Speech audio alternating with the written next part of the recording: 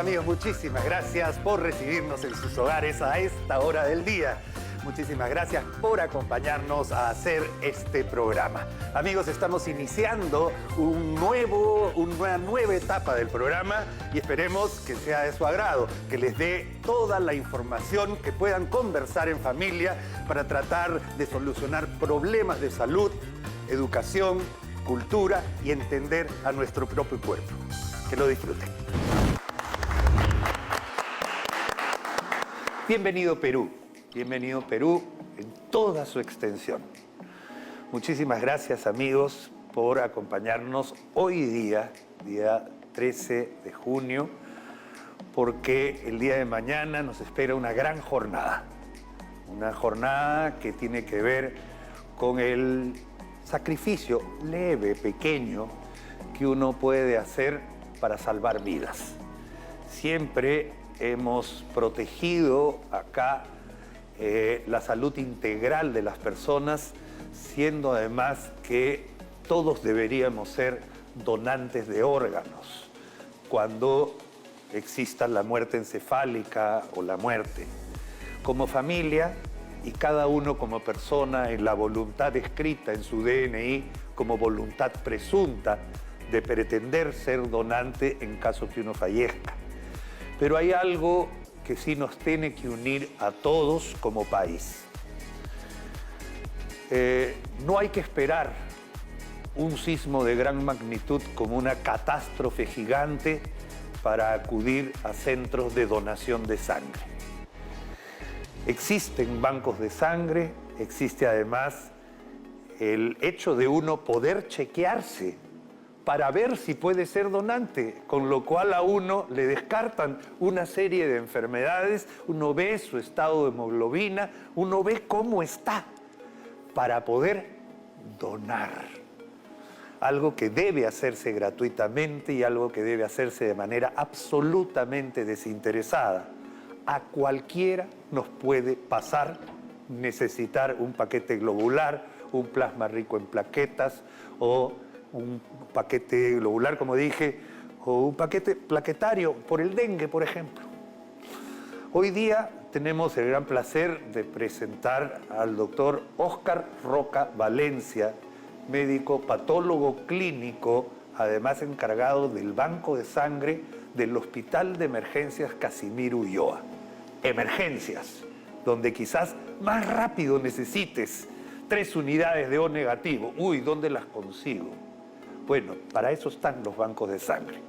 Estamos en nuestra consultorio de hematología tratando de enaltecer el Día Mundial del Donante de Sangre. Para muchos países es una costumbre, una vez al año, hacer esta donación. No nos quita nada. Un juguito de naranja después y uno queda perfecto. No pasa nada. Bienvenido, doctor Roca. Muchísimas gracias por estar acá. Muchas gracias, doctor Borda. Un placer para mí. Bueno, como bien lo dijo, mañana es un día muy especial porque es el día donde la gente puede retribuir en algo ese afecto, ese cariño hacia su prójimo a través de la donación voluntaria de sangre. Sangre que puede salvar vidas. Incluso uno no sabe si esa sangre puede salvar la vida de algún familiar o de algún amigo, porque es una donación que no va dirigida hacia otra persona, es una donación voluntaria, altruista y de amor al prójimo. Doctor, ¿qué es lo que se pide para un donante? Primero, se pide la buena voluntad de querer donar. Tiene que ser mayor de edad, entre 18 a 60 años, gozar de buen estado de salud y con su documento de identidad se le procede a hacer una entrevista previamente para ver factores de riesgo. Esa entrevista va acompañada de las pruebas para evidenciar si tiene o no alguna enfermedad y la hemoglobina, sobre todo, que esté en un valor apropiado. Si la hemoglobina está por encima de 13 gramos en el hombre o 12.5 gramos en la mujer, puede donar sangre. Si está por debajo, no es que esté mal, pero es que cuando uno dona, baja 1 gramo la hemoglobina y no es dable que pueda donar en ese momento. De acuerdo. Doctor, esto va a un banco y estas pruebas, además que se hacen, ¿se le dan al paciente o simplemente se le dice no puedes? No, sí, nosotros... Hay que hacerlo, porque ese es un incentivo para que la gente done. Así es. Le están haciendo gratis un análisis de sangre. Así es, se le entrega los resultados a través de su correo electrónico. Nosotros en las actividades de fomento a la donación voluntaria pedimos su correo electrónico y a través de este mismo medio les entregamos los resultados siempre con la confidencialidad del caso, debido pues a que si sale algún resultado que no va acorde a la salud, él es confidente y se le da la orientación del caso. De acuerdo. Doctor, esto va a un banco y ese banco se reparte en todas las instituciones de salud, básicamente según requerimiento o necesidad. Cada hospital tiene su propio banco de sangre. Estamos hablando de hospitales grandes, hospitales de atención al público que deben tener un servicio de emergencia, un servicio de atención, hospitalizaciones, así, ¿no? Entonces estos hospitales que tienen banco de sangre, que tienen personal, son los que tienen que buscar fuera, o sea, lo que hablamos en forma voluntaria, buscar en determinados lugares, haciendo charlas de sensibilización previa para que la gente vaya a donar sangre, ¿no? Eso quiere decir que en cada hospital grande, el día de mañana, van a haber sitios de recolección y de toma de muestras para poder realizar las donaciones. Que puede ser el mismo hospital, como también puede ser fuera del hospital. Hay una situación que a través de la pandemia se generó y que ha sido bien aprovechada por algunos de nosotros, bueno, por varios de nosotros, en el sentido de que es más, digamos, un poco incómodo que la gente pueda ir a un hospital a donar con todo ese ambiente que se da, y más práctico es afuera. Sin embargo, en el caso de nuestro hospital, vemos con gran satisfacción que el porcentaje de donantes voluntarios que van al hospital se está incrementando. El mes pasado hemos tenido 5, que normalmente tenemos 1 o ninguno que van al banco de sangre. En otros lugares sí los captamos fuera del hospital, pero ahí han ido una cantidad significativa para nosotros. Está aumentando. Está aumentando. Qué bueno, doctor, porque es una de las formas más increíbles de retribuir. O sea, la satisfacción con la que uno nace, ¿no? O sea, que a uno le nace para poder entregar vida y podría retribuirnos y caer en nuestra propia familia. Y eso es impresionante. Y además, algunas de estas unidades eventualmente se podrán ir para un niño con cáncer en el INEN, o al hospital del niño, o eventualmente para el hospital de emergencias, o eventualmente para una persona joven que ha tenido un accidente de tránsito.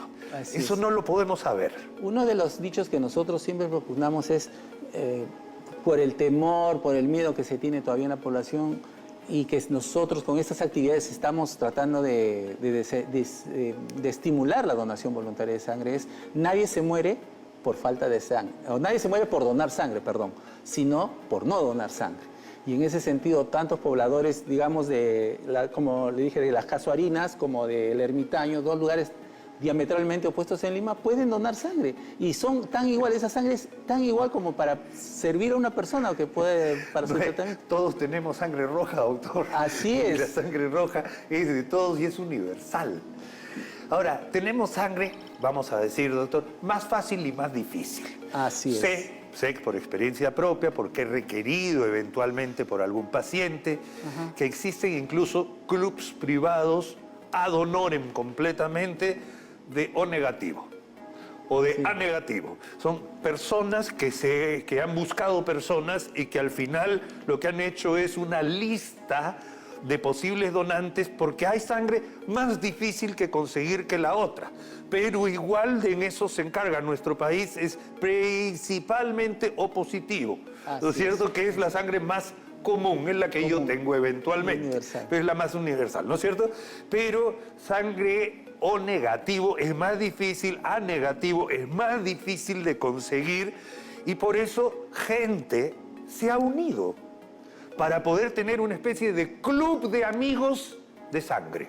Sí, hay un club de donantes RH negativo, un club ya que creo que tiene sus 25 años constituido, y a través de ellos me parece que tienen varios grupos pequeños, hasta donde yo sé, y ¿cómo se llama? Ellos promueven la donación cada cierto tiempo, o en todo caso cuando hay una necesidad masiva de sangre RH negativo para una determinada persona X, entonces van a donar en fila, pues, ¿no? Eso es muy bonito, pero lo ideal pues sería no solamente en el caso de estos grupos raros que sí ya están más unidos, comprenden más la problemática, sino también en general en toda la población. que eso se debe de incentivar y que en este caso el Estado, desde el año 97, ha empezado a trabajar duro y sostenido en ello, con todas las limitaciones que se puedan tener, y nosotros nos hemos abocado a ello y realmente podemos sentirnos tranquilos, sí, contentos, pero no del todo satisfechos, porque estamos en un nivel Perú está en el 25% de donación voluntaria total. Esto quiere decir, de 4 unidades de sangre que se captan, una proviene de un donante voluntario. Hace 20 años era prácticamente de cada 100 unidades o 200 unidades, una era de un donante voluntario. Ahora no, ahora es uno de cada 4. Buenazo. Ahí quería hablar de unidades, doctor. Una unidad de sangre equivale a 450 ml. 450. Es menos de medio litro. Menos de medio litro, ok. Y por eso se tiene en cuenta el peso de la persona, el peso y la talla para calcular el volumen de sangre que tiene. O sea, una persona debe pesar más de 50 kilos y medir más de 1,50 m. Con eso calculamos un volumen aproximadamente de 4,5 litros, que es lo que va a donar, lo máximo que va a donar y que hay en una bolsa son 450 centímetros cúbicos, el 10% de su volumen sanguíneo como máximo. Como máximo el 10% del volumen sanguíneo. No sé por qué tenía 250 cc, que era 4 bolsas igual a 1 litro, pero está bien. Ajá. Eso requiere que, por ejemplo, o sea, si hay una persona que puede donar un poco más, tampoco se le exige más, ¿no es Exacto, cierto? porque es más fácil, digamos, con este volumen que dona está estandarizada las bolsas donde se van a colectar la sangre, su recuperación es inmediata. Solamente tomar líquidos, comerlo de siempre y ya está. Y en 6 horas, 8 horas ya puedes hacer tu actividad normal. Perfecto. Eso te iba a preguntar. Siempre se ha dicho un juguito, un poquito, algo de azúcar, no hacer actividad física violenta inmediatamente después. Básicamente eso es lo que se requiere. Así es, a mí me pasó la segunda vez que doné, inmediatamente me puse a hacer mis actividades en el hospital y casi me voy. Claro, porque baja un poquito la presión, pues baja, es una pérdida más o menos brusca de presión y eso requiere la recuperación. Felizmente el cuerpo humano tiene un equilibrio, una homeostasis que hace... Yo sí le sugiero un juguito de naranja y tome las cosas con calma por unas 6 horitas. Ajá. Y va a estar perfecto. Incluso lo que se recomienda ahora es que antes de donar, como usualmente es en la mañana, tomen un buen desayuno. Un desayuno ligero, claro, sin nada de grasas, un jugo de naranja puede ser con sus tostadas, sin nada de grasa, y puedes donar y después ya te alimentas normalmente. Normalmente. Así Queridos amigos, demostremos de qué estamos hechos en el Perú. Demostremos este Día Mundial del Donante de Sangre, sábado 14 de junio, que tenemos la posibilidad de entregar vida.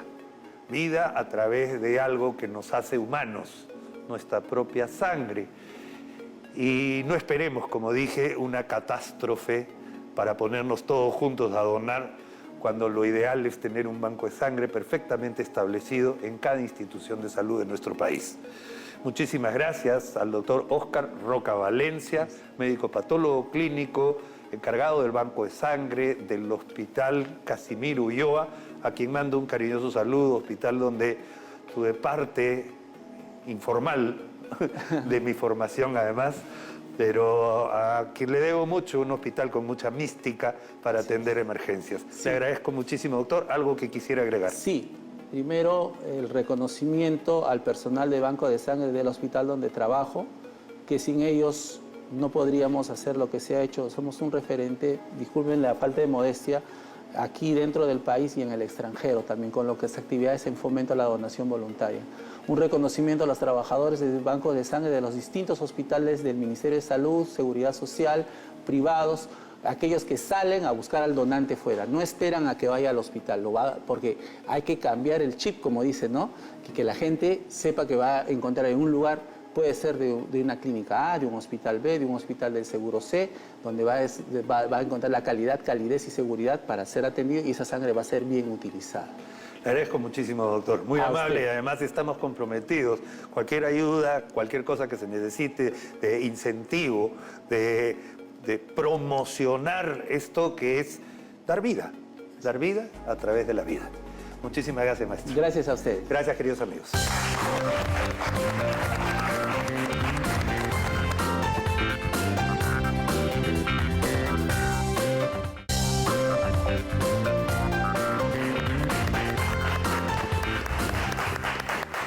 queridos amigos, muchísimas gracias. Gracias por estar con nosotros a esta hora del día, por recibirnos en sus hogares y tratar de compartir lo que vamos a decir el día de hoy con sus amigos y su familia. Este es nuestro consultorio nutricional. El día de hoy estamos muy bien acompañados por la señora Yomi Paz, doctora experta en nutrición, para hablar de un tema que considero importantísimo y al cual le debemos prestar muchísima atención. Se trata de la importancia del agua en el organismo.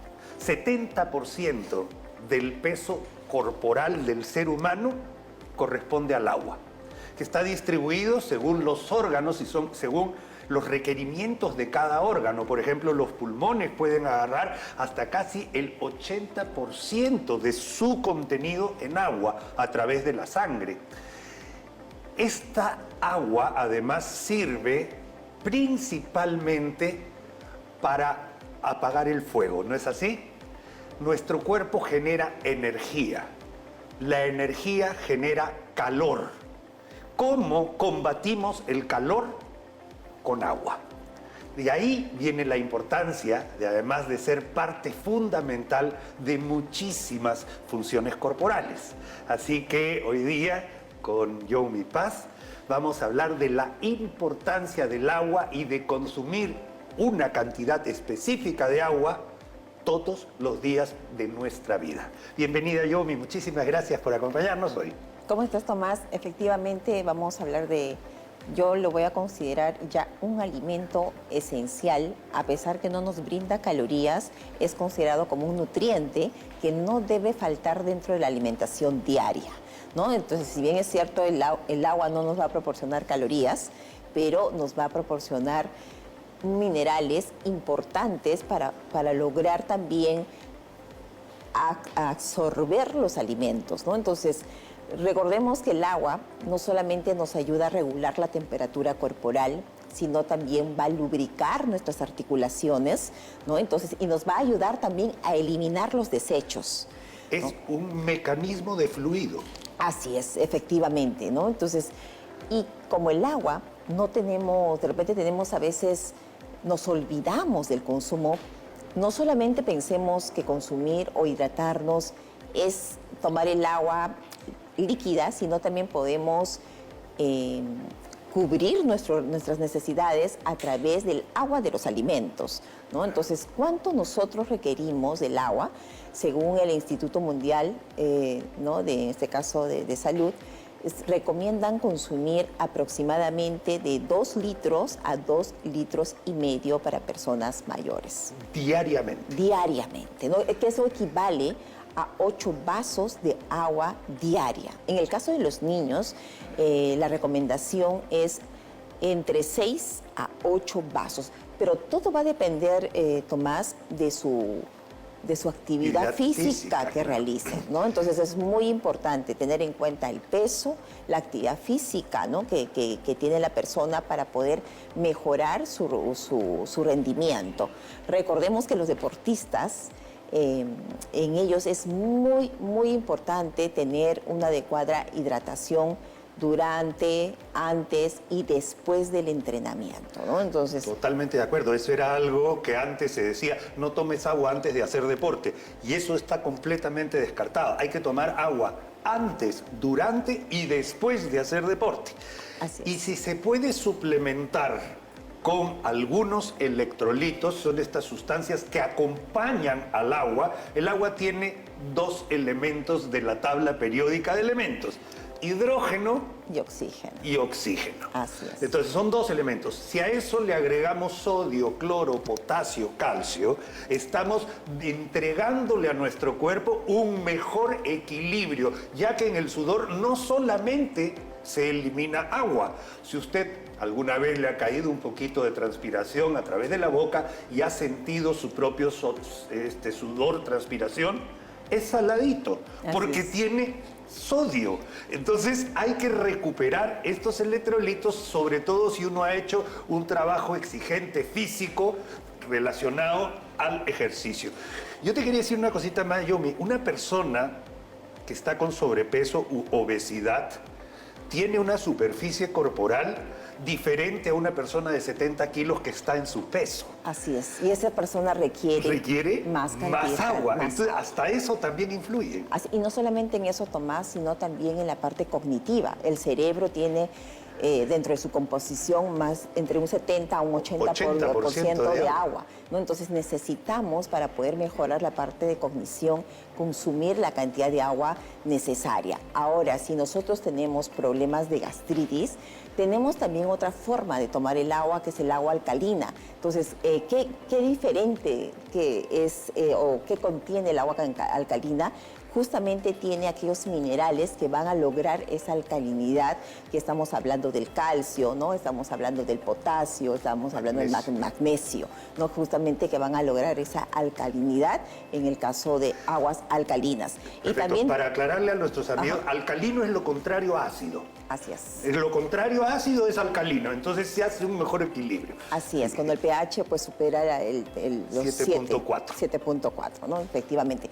Ahora, también tenemos otro tipo de agua, que ya habremos escuchado, el agua ionizada, ¿no? Entonces, esa agua ionizada, ¿qué quiere decir? Es que además de tener todos los minerales propios que tiene el agua, tiene también antioxidantes, ¿no? Entonces tiene un proceso en el cual justamente va a tener ese beneficio y tú puedes tomar ese tipo de agua. De repente está un poquito más caro en el mercado, pero si nosotros queremos tener también antioxidantes, además de tener el agua como tal, vamos a tener una oportunidad de poder consumir. Ya que has hablado de esta agua alcalina, agua ionizada, yo quiero hablar de algo que es muy común y que está a la venta en todas las bodegas que las conocemos con las famosas bebidas gaseosas, que es agua carbonatada. Así es. Y al tener exceso de carbón, acidifica. Exactamente. Porque ese carbono se convierte después en anhídrido carbónico, que viene a ser acidificación, lo contrario a lo alcalino. Totalmente. Ahí tenemos las aguas que son, así, ¿cómo se llama? Con gas. Con gas. Que solamente lo conocemos. Y el agua de mesa es aquel agua que tiene todos los minerales y que no es alcalino, ¿no? De acuerdo. Vamos a hablar un poquito de la leche, Yomi. Claro, la que leche sí. es pura agua, pero con nutrientes. Sí, efectivamente, la leche es uno de los alimentos que mejor hidratan. Según la evidencia científica, incluso tiene mejor hidratación que aquellas bebidas hidratantes, ¿no? Que están con electrolitos, ¿no? Entonces, ¿por qué? Porque no solamente tiene electrolitos, sino tiene otros nutrientes, como el caso de la proteína, que son de alta calidad, que justamente va a ayudar a poder fijar estos minerales, ¿no? Entonces, de ahí la importancia de consumir la leche, incluso después de una actividad intensa, vamos a ver cómo nos hidratamos con mucha más facilidad. Perfecto. Hemos hablado de la agua que contienen los alimentos. Evidentemente, nosotros si tenemos una lúcuma versus una sandía, va a haber una cierta diferencia en la cantidad de agua. La lúcuma arenosa y la sandía la muerdes y todo se convierte en agua, ¿no es cierto? O sea, vamos a decir que la sandía tiene un 95% de agua y la lúcuma puede tener 20% de agua. Efectivamente, ¿no? Dentro de las frutas, dentro de las verduras, vamos a tener alimentos que van a contener mayor cantidad de agua dentro de su composición. Y efectivamente, ¿no? La sandía es uno de los alimentos que contiene más agua, pero también tiene antioxidantes, ¿no? Que es muy importante si nosotros queremos hidratarnos. Sandía, melón, papaya. Vamos a hablar de esos frutos que en realidad son... Esos frutos lo que han hecho, han absorbido el agua del riego que ha tenido esa planta. Así es. Y el pepino. Y el pepino, qué buena fruta el pepino ese atigrado, ¿no es cierto? Exacto. Es ¿no? Entonces, riquísimo, además, si tiene un sabor muy exquisito. Y te llenas de agua, porque obviamente es pura agua, ¿no? Entonces, y es una de las, de repente, a veces nosotros nos preocupamos por nuestros hijos que no quieren tomar agua. O de repente tenemos, bueno, en el caso pacientes que dicen, no, tomar agua no me cansa, me aburre, entonces, pero hay otras alternativas. Consumir frutas que tienen más agua, de repente tomar infusiones también, que va a ayudar también a la hidratación, tomar de repente, en este caso, como tú dijiste, los lácteos, que es una alternativa para tener también la cantidad de agua necesaria que el cuerpo necesita, ¿no? Totalmente de acuerdo, esto está ya en la Organización Mundial de la Salud y muy bien lo dijiste. No se puede considerar, vamos a decir, un alimento porque no tiene calorías, teóricamente, pero sí es un nutriente.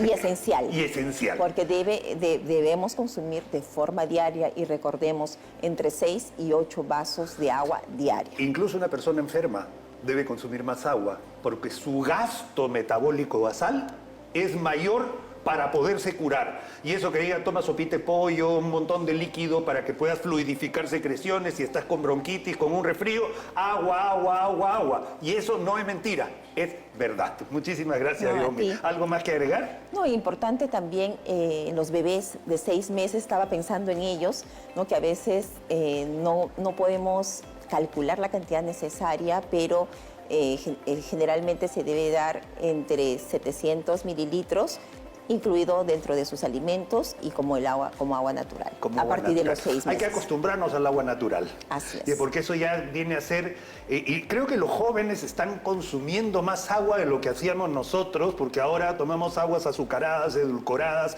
de muchas formas, pero sí hay una corriente que quiere el agua pura, el agua fresca, el agua ideal que sea embotellada por temas sanitarios, no porque no se deba, sino es por temas sanitarios básicamente. Así es. Y Tomás, también es importante, por ejemplo, el adulto mayor, ¿no? Entonces, que necesita también mayor cantidad. Es como que nos estamos arrugando y justamente una pasita. Como una pasita y necesitamos otra vez hidratarnos para no envejecer. Genial, perfecto, Yomi, muchísimas gracias. Ha sido Yomi Paz, doctora en nutrición, en nuestro consultorio nutricional.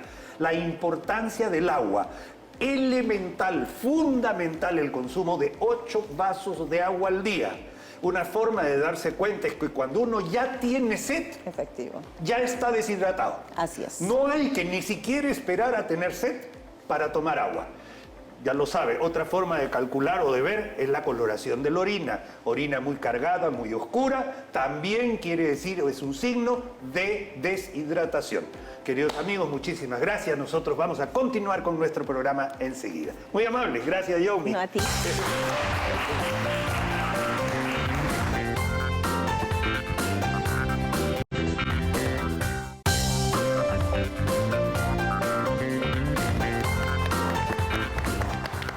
Hola, querido Perú.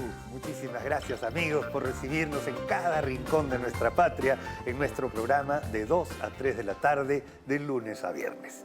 Amigos, por favor, presten mucha atención porque vamos a hablar acerca de una condición, de una enfermedad ginecológica que está, en mi opinión, subdiagnosticada. Es decir, que hay más casos de los que realmente se diagnostican, por cosas incluso culturales. Estamos entrando a nuestro consultorio ginecológico y hoy día tenemos el gran placer de poder entrevistar a mi buena amiga, la doctora Eva Obregón, médico ginecobstetra, para hablar de endometriosis.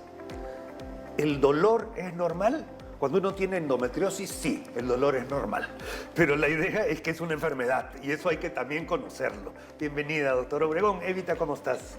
Perfecto, acá conversando de un tema que es trascendental porque no solamente nos importa que nos escuchen las mujeres, queremos que escuchen los hombres, porque como sociedad hemos normalizado el dolor y cuando una mujer está mal durante su regla dicen, no es normal, tienes que ir al colegio, tienes que ir a trabajar y puede ser que sea endometriosis.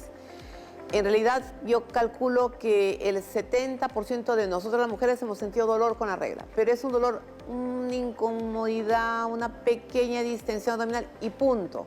Pero estamos hablando de ese 15% de mujeres que tienen un dolor incapacitante. Es un dolor que no les permite ir a estudiar, ir a trabajar, ni siquiera a pensar, tienen que refugiarse en su cama, tienen que paralizar su vida durante 2, 3, 4, 5 días. Todos los meses, además. Todos los meses. Todos los meses. Todos los meses. Es algo que no podemos normalizar, hay que buscar ayuda. Y el otro gran problema es que como retrasamos la búsqueda de ayuda, el diagnóstico se puede retrasar 5, 6, 7, 8 años y hemos permitido que la enfermedad avance y puede avanzar de ser una cosa leve que pudo haberse tratado con medicamentos, pastillas, a ser un problema de endometriosis severa que puede comprometer otros órganos, inclusive intestino, vejiga, colon, el mismo ovario, el mismo útero, etc.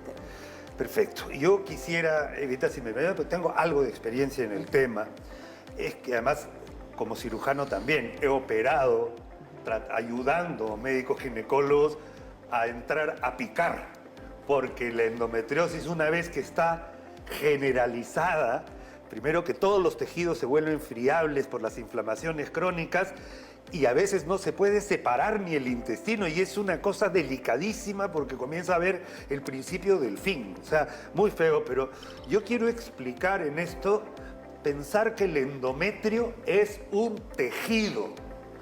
¿Ya? Es un tejido y es un tejido que está dentro del útero y que no debería estar en otra parte que dentro del útero.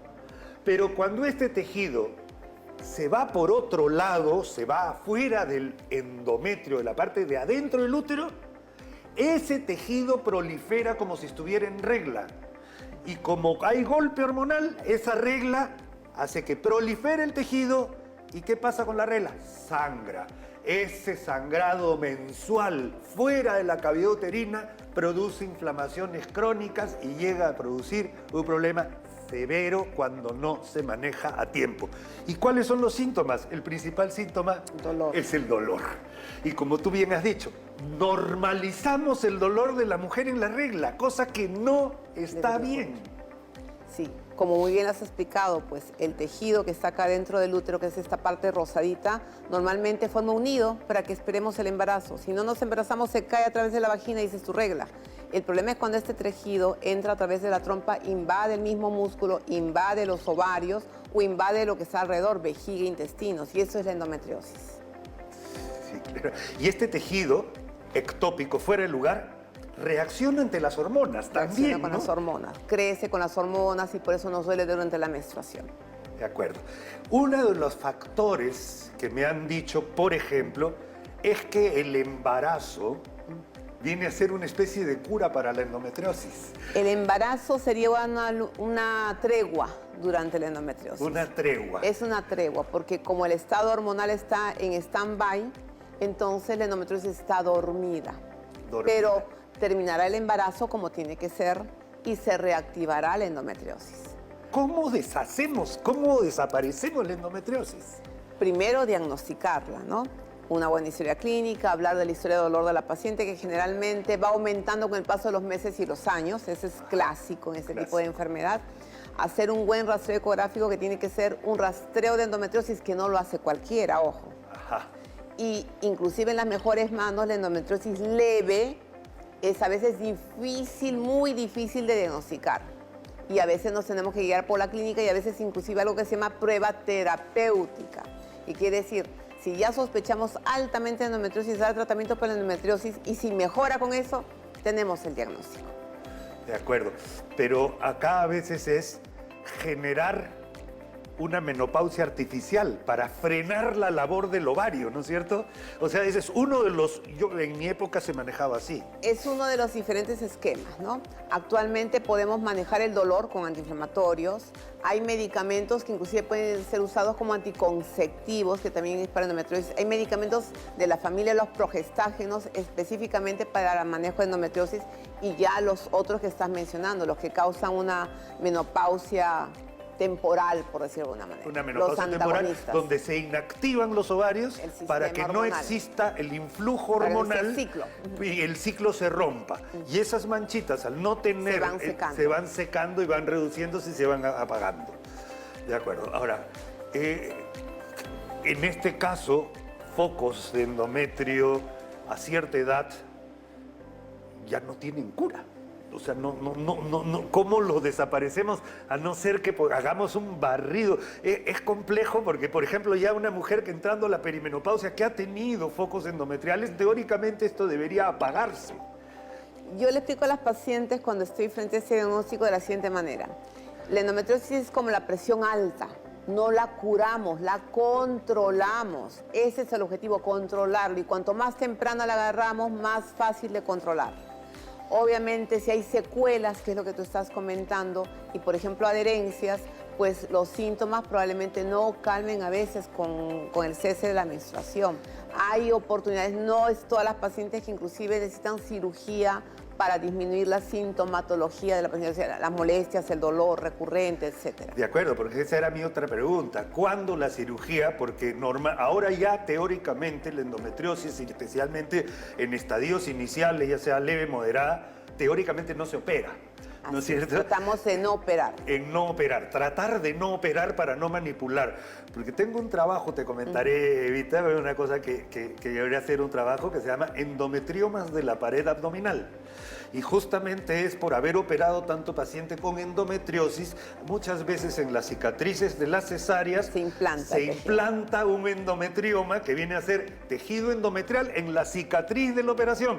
Y este es un bultito que cada vez que la mujer va a tener la regla, comienza a doler, a doler, a doler. Y el implante está en la piel, o sea, por debajito de la piel. Entonces, esos endometriomas son la muestra de que este tejido salta de un lugar a otro. Sí, definitivamente la idea es no operar. Cuanto menos cirugías podamos hacerle a la paciente es mejor. Y si no lo operamos nunca, mejor todavía. Mejor todavía. Pero obviamente hay pacientes que sí o sí tenemos que operar. Endometriomas muy grandes, una pelvis congelada, dolorosa y otras indicaciones. Pero hay que individualizar el diagnóstico, el estadiaje de cada paciente y decidir lo mejor para ella. De acuerdo. ¿Hay alguna edad en la que se debute con endometriosis? Generalmente comienzan los síntomas en promedio después de los 25, pero en realidad he visto niñas, jovencitas, debutar desde casi la adolescencia. Y la mayor parte de ellas, no todas, tienen antecedentes familiares de endometriosis. Es absolutamente correcto. Hay una predisposición genética muy importante al respecto. Y además, si uno se va hacia las abuelas, hay una abuela o una tía abuela que nunca pudo salir embarazada. O sea, hasta eso se puede llegar a descubrir cuando uno hace un buen estudio familiar y una buena historia clínica. Y esa es parte importantísima. Por último, para hablar de la endometriosis, queridos amigos, no normalicemos el dolor. Ahí quisiera tu mensaje, por favor, porque esa es la base del diagnóstico. Yo vuelvo a decir, necesito que los que escuchen sean los papás, los hermanos, los amigos, los tíos, y cuando vean a su familiar con dolor menstrual, no lo normalicen. Pregúntenle cómo está y ayúdenla a buscar una consulta médica. Totalmente de acuerdo, porque sí estás de acuerdo conmigo en que está subdiagnosticada, ¿no es cierto? Por supuesto. Es una enfermedad que hay más de lo que se parece que hay. ¿Por qué? Por falta de consulta médica. Queridos amigos, no normalicemos el dolor menstrual. Muchísimas gracias. Ha sido la doctora Eva Obregón, médico ginecobstetra, en el tema endometriosis. Gracias.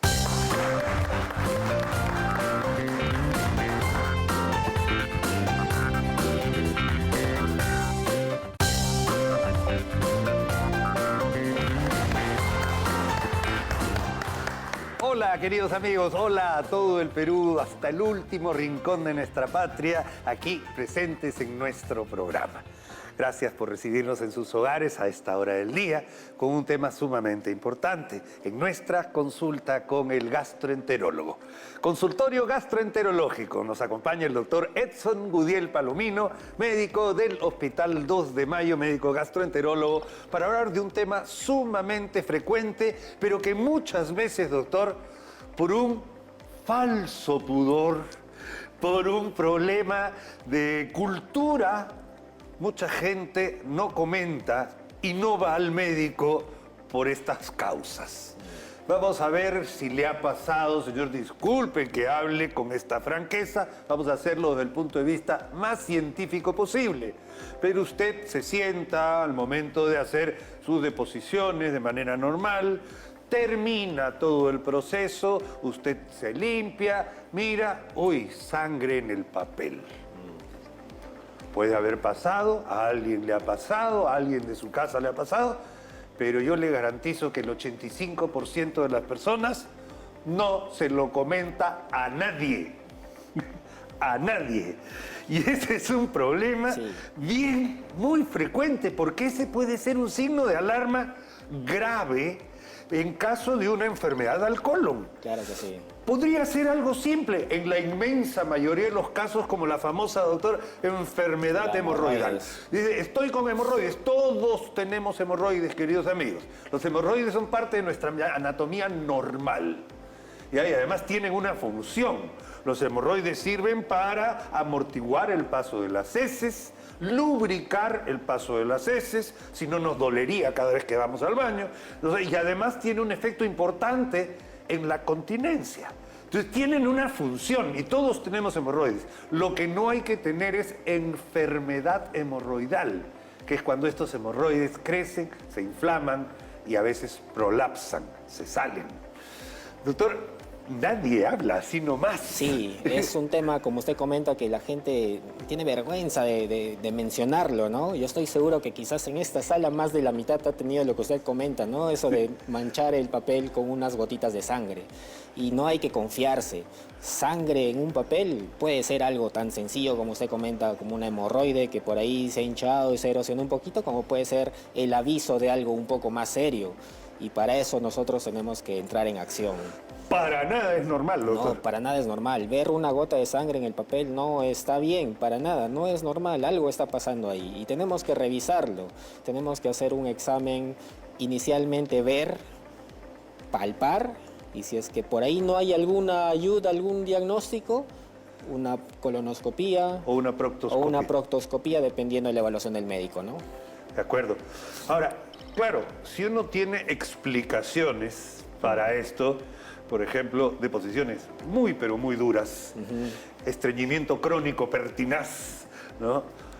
Mala alimentación, Sí. poca fibra, poca agua, tiene muchas posibilidades de hacer enfermedad hemorroidal. O sea, es como comprarse Sí. todos los boletos de la rifa para tener hemorroides. Sí, claro. La historia clínica siempre es una herramienta valiosa en el médico, ¿no? Y si es que si el paciente, nos dice, doctor, mire, soy gordito, como mal, como mucha grasa, no como nada de verduras, no como nada de fibra, no tomo agua, soy estreñido, hago las deposiciones recontraduras, estoy media hora sentado en el baño viendo el celular y me he manchado el papel con un poquito de sangre, muy probablemente sea hemorroides, ¿no?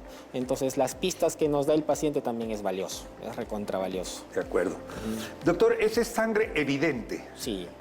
Pero también existe otro tipo de sangrado que viene a ser la sangre oculta en heces. La sangre oculta en heces no es un problema, pero es una situación que pasa desapercibida, ¿no? O sea, nadie se da cuenta, puede estar ahí microscópicamente sangre, no se ve. Entonces hay algunas herramientas que nosotros utilizamos para examinar esas heces y ver, oye, mira, acá hay sangre en pequeñas cantidades, hay que buscar, hay que ver qué está pasando ahí, colonoscopía. Colonoscopía. ¿Cuál es la diferencia entre que, por ejemplo, sangre el estómago y no sea el colon o el recto o el ano el que esté sangrando, sino sangra más arriba? Y la sangre sigue un camino. Sí, claro. Nosotros cuando evaluamos a un paciente en el contexto de una sospecha de sangrado digestivo, las deposiciones son vitales, ¿no? Nosotros estamos en la obligación de preguntar y de ver las deposiciones. A grandes rasgos, un sangrado digestivo alto, al originarse sobre el ángulo de 3, que es una partecita del duodeno que ya nos separa, el sangrado digestivo alto, la sangre pasa un trayecto largo y se digiere. Y al digerir se obtiene un color alquitranado, como el betún negro, como la brea. El petróleo. Exacto, como la brea negra, con un olor así fuerte, penetrante. Entonces, eso es una alta sospecha de sangrado digestivo alto. Y en ese caso, una colonoscopía no sería lo indicado, sería indicado una gastroscopía. Gastroscopía, mirar por arriba. Exactamente. Porque lo que ha pasado es que la sangre se ha digerido porque ha hecho todo el camino. Sí. Ha hecho todo el camino y al final no va a salir sangre. No va a salir rojo, va a salir Va a salir negro. negro. Ajá. Y a eso se le llama melena. Así es. Y hay una... Bueno, nosotros hacíamos rápido en el consultorio con un poquito de agua oxigenada.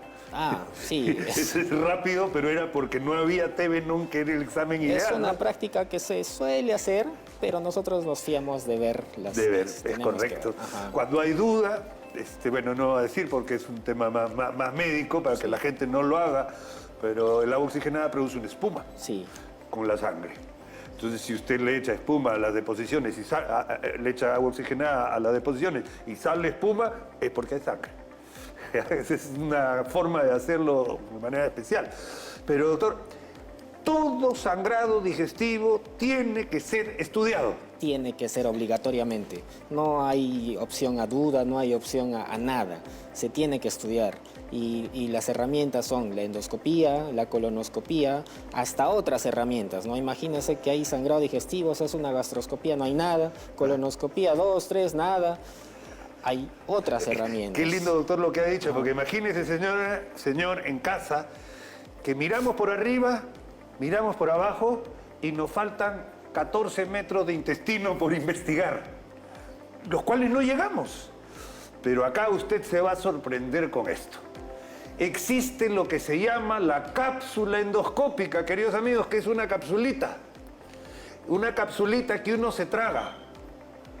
Y comienza a tomar fotos de la parte de adentro del estómago, todo el proceso de digestión. Coméntenos la cápsula endoscópica, doctor, porque me parece una maravilla tecnológica espectacular. La tecnología ha avanzado un montón, tanto así de que se han creado camaritas pequeñas del tamaño de una cápsula y ante sospecha de sangrado de intestino medio, que es así como lo llamamos nosotros, se toma el paciente la cápsula y esto graba todo el trayecto hasta que sale con las heces, ¿no? Y ahí el médico entrenado evalúa las imágenes captadas por esta cápsula y puede determinar si por ahí está el origen de algún sangrado, hay alguna lesión o algo y tomar cartas en el asunto. Y claro, como tú mides la digestión, o sea, si yo...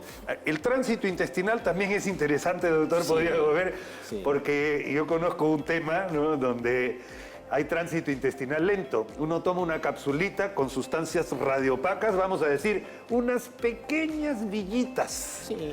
¿Ya? Unas pequeñas villitas. Se disuelve la cápsula y solo quedan las villitas. Y se van tomando de manera gradual radiografía para ver dónde están las villitas en el tracto digestivo. Sí. Entonces uno ve el movimiento intestinal, cómo está progresando por la luz intestinal y cuánto se demora el proceso digestivo en cada persona. Sí. Cada persona tiene un proceso digestivo diferente. Sí, cada persona tiene un tránsito un poco más rápido, otras personas tienen el tránsito un poco más lento.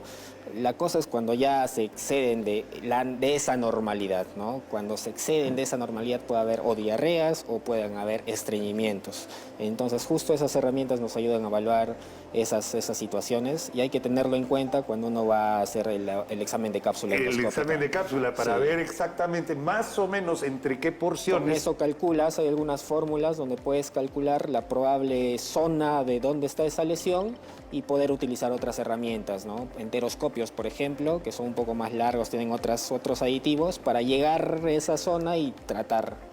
Incluso, doctor, se marca una inyección de tinta y luego a través de una laparoscopía, ya al procedimiento quirúrgico, uno encuentra en el intestino la zona marcada y ya sabe qué sitio resecar para esa venita que está sangrando por una malformación arteriovenosa. Por ejemplo, en el intestino.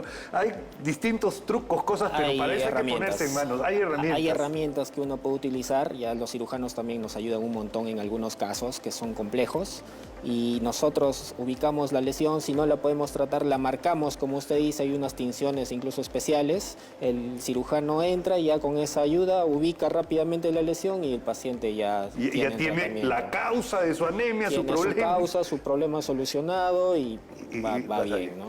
Muy bien, queridos amigos, miren ustedes, ciencia, tecnología, biomédica, ingeniería biomédica, profesiones del futuro y que además van a tener un desarrollo espectacular junto con la genética y la energía biomolecular. Son cosas que todavía nos pueden sonar como chino, pero para eso está yendo la medicina. Pero ya doctor. la medicina se está encaminando a lo tecnológico y vamos a ir de la mano con lo tecnológico. Junto con el cerebro de los doctores que tienen que estar preparados con la última tecnología, como está sucediendo en nuestro país. Muchísimas gracias a ustedes por acompañarnos en esta nuestra consulta gastroenterológica. Y fue el doctor Edson Gudiel Palomino, médico de mi querido Hospital 2 de Mayo. Muchísimas gracias. Muchísimas gracias, amigos, por habernos acompañado el día de hoy. Recuerde, todos los días, de 2 a 3 de la tarde, estamos aquí en nuestro programa para dar un mensaje de prevención en salud, educación y cultura. Nos vemos. Muchas gracias. Chao, chao.